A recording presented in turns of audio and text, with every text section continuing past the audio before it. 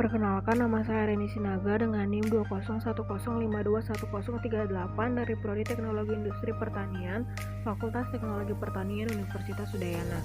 Pada video kali ini, saya akan mencoba menjelaskan cara melakukan analisis statistik deskriptif yang meliputi ukuran pemusatan data, lalu membuat tabel distribusi frekuensi, lalu membuat histogram, lalu menghitung sebaran normal dan membuat kurva normalnya, dan yang terakhir yaitu menghitung sebaran data.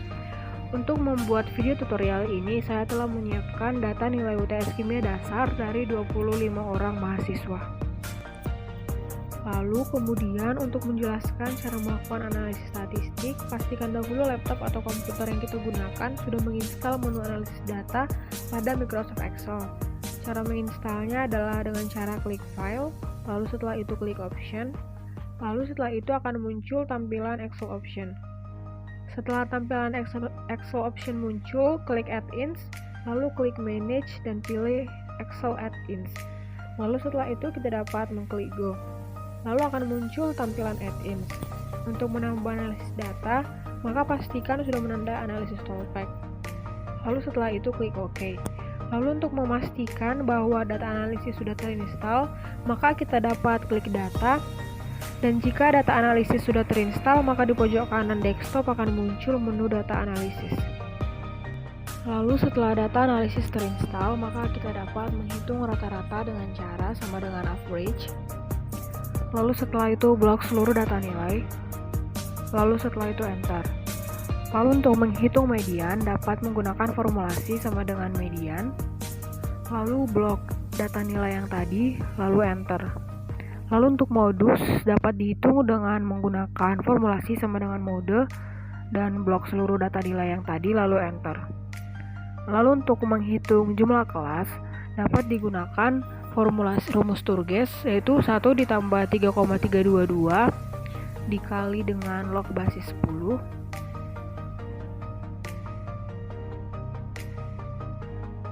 Setelah itu dikalikan dengan jumlah seluruh data, yaitu ada 25.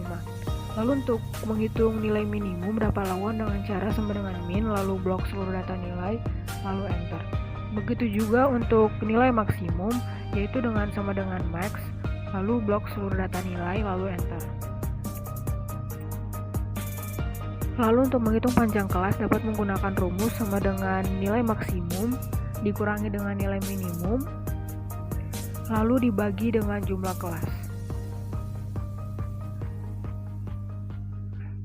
Lalu untuk standar deviasi dapat menggunakan formulasi sama dengan stdef dan blok seluruh data nilai.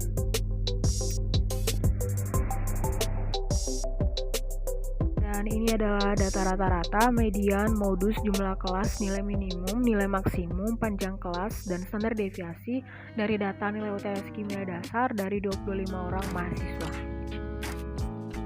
Lalu untuk menentukan z-score atau nilai yang dapat melihat distribusi normal dari masing-masing data dapat dihitung dengan cara sama dengan normal distribusi.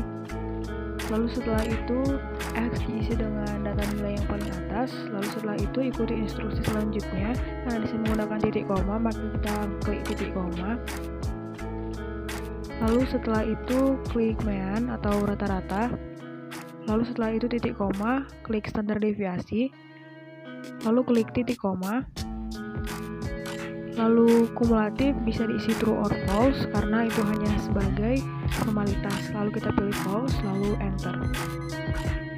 Lalu setelah itu untuk mempermudah perhitungan, kita dapat klik pada kolom z-score yang sudah terisi, lalu setelah itu drag ke bawah, lalu hasilnya error karena kan rata-rata dan standar deviasi juga ikut turun.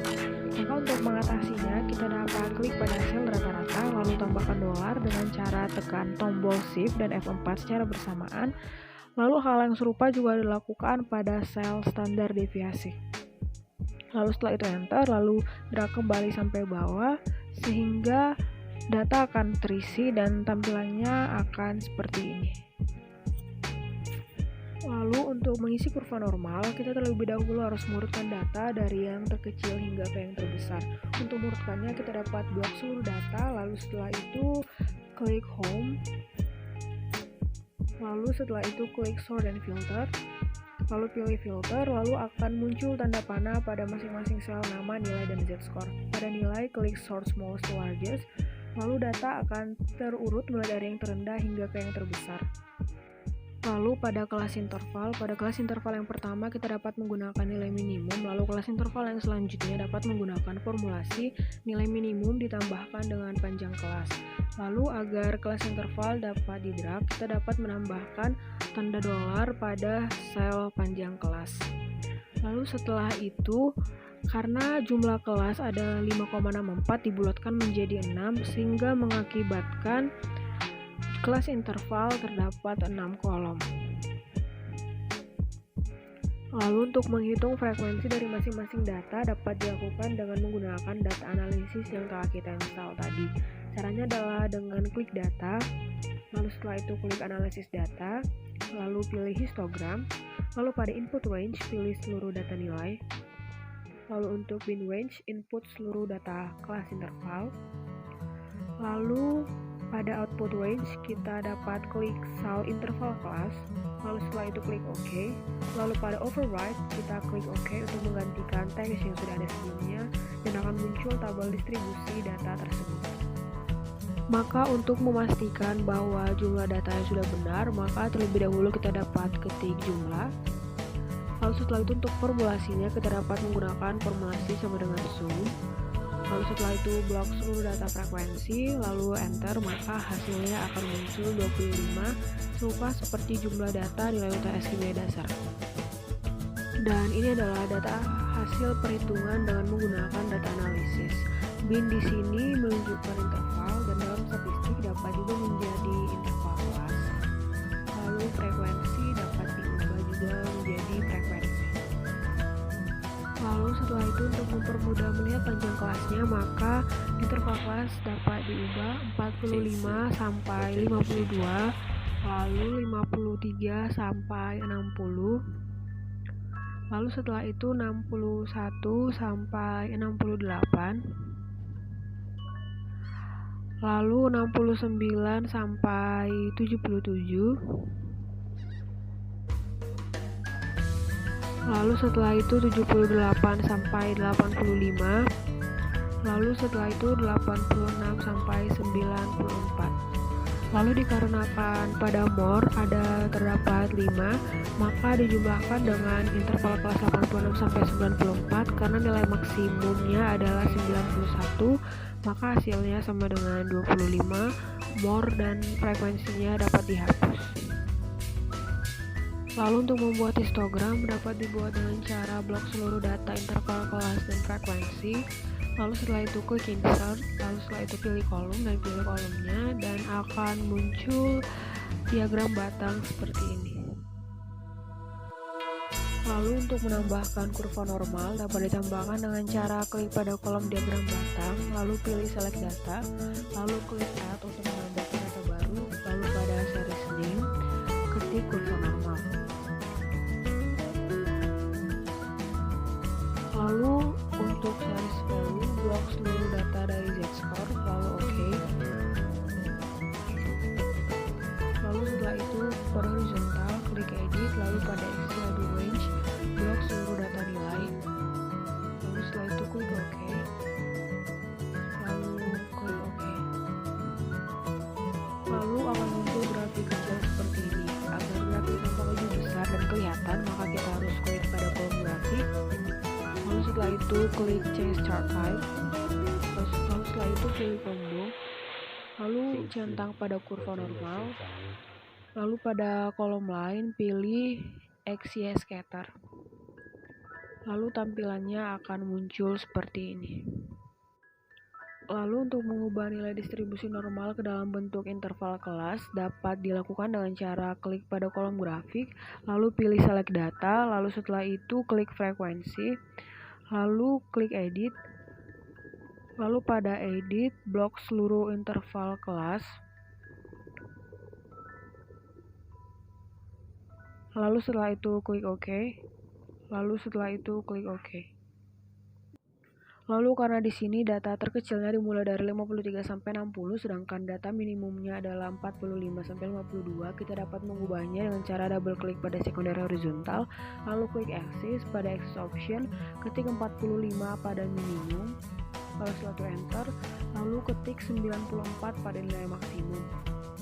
Lalu setelah itu enter, lalu tampilannya akan berubah menjadi seperti ini.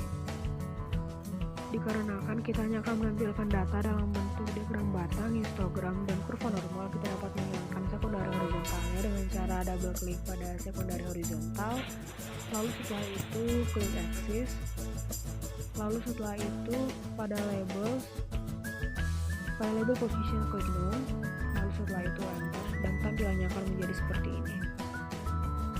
Lalu kita dapat menghapus garis bantunya dengan cara double klik pada garis bantu, lalu setelah itu klik tombol delete pada keyboard, dan tampilannya akan menjadi seperti ini.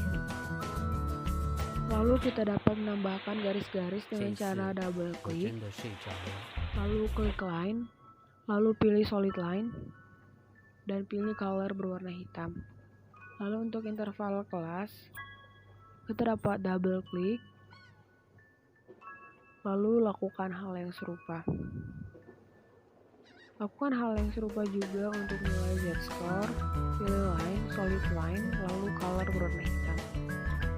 Lalu untuk menambahkan peak, kita dapat klik axis, lalu pilih major type, lalu pilih outside. Lalu lakukan hal yang serupa pada nilai interval kelas.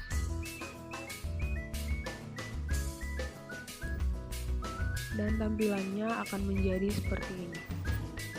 Lalu angka desimal ini dapat diubah agar lebih sederhana, yaitu dengan cara double klik pada angka desimal, lalu pilih axis, lalu pilih number, lalu pada decimal place ketik 3, lalu setelah itu enter, dan tampilan angkanya akan menjadi seperti ini. Lalu agar mempermudah dalam pembacaan diagramnya, dapat kita tambahkan label dengan cara klik add chart element, lalu pilih axis title, lalu setelah itu pilih primary vertical axis, lalu pada axis title-nya ketik frekuensi.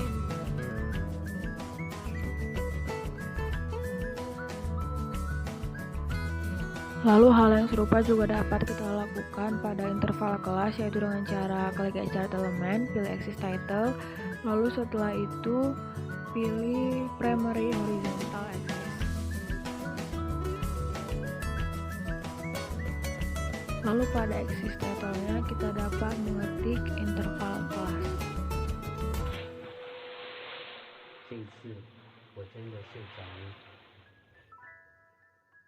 Lalu untuk nilai z-score-nya dapat kita lakukan hal yang serupa dengan cara klik add chart element, lalu setelah itu pilih axis title, lalu pilih secondary vertical axis. Lalu pada axis title-nya kita dapat mengetik z-score.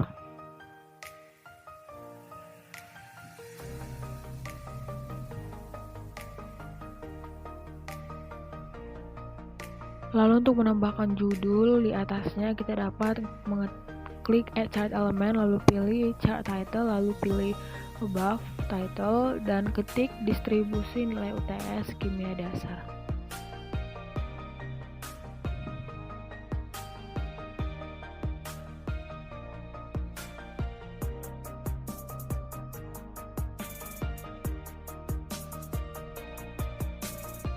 Maka tampilannya akan menjadi seperti ini, di mana kurva distribusinya sudah berbentuk lonceng dan juga sudah terdapat diagram histogramnya.